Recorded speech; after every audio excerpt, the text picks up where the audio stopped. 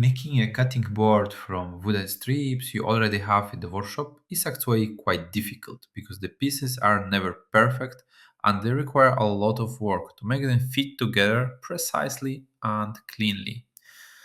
It makes you think about whether some things are really worth creating when the balance between effort and reward doesn't always feel very fair.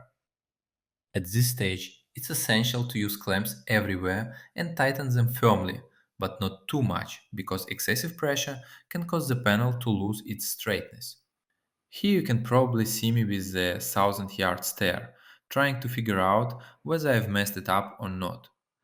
This part of the process is what I love the most. There is something deeply satisfying about taking a deformed piece of wood covered in glue and imperfections and shaping it until it becomes something beautiful and uniform. The flattening table I'm using here is my own design, and contrary to what you might think, it's actually quite easy to build. I soon upload a small video showing how I built mine. I like to adjust the machine little by little and work in straight lines. You have to be careful with the speed at which you move in order to leave as few marks as possible and avoid tear out in the wood. With two simple cuts, you can end up with a perfectly squared board.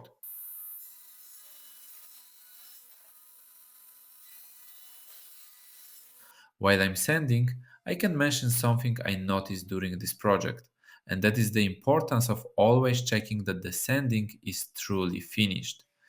If you don't work properly through the different grids, small defects can easily slip through.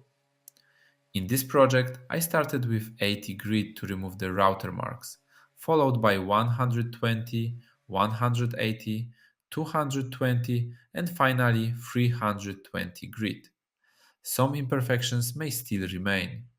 If they are not deep or visually noticeable, I fill them with a small amount of glue so the surface feels as smooth as possible. If they are too deep, the piece would need to go back through the router, but that doesn't guarantee new marks won't appear again.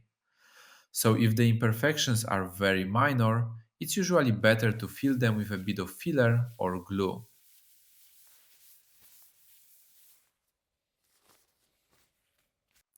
The final finish is always the most rewarding part. I use food grade mineral oil. I used to apply a layer of wax as well, but I find that the results are worse and that it does the natural shine of the wood. Personally, I don't really like that look. I want my wood to look its absolute best.